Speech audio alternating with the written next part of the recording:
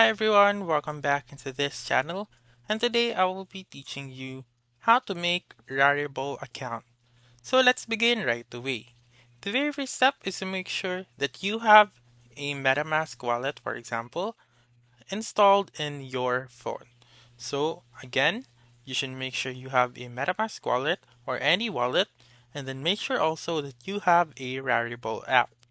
So simply open your Rarible app and then go to the profile section found on the lower right corner and click on connect.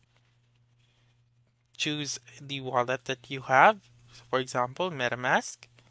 Wait for it to load, and then now you have to sign in on your MetaMask wallet. Once you're done, click on connect on the lower right corner and then go back to Rarible. And as you can see, you have now your account. So you just simply edit on your account by going to settings, for example, and then edit your name and etc. So that's it. That's how you can make Rarible account. So that's all for this video. Let me know in the comments section if this works out for you.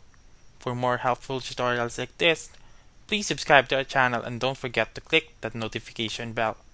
Thank you for watching and have a wonderful day.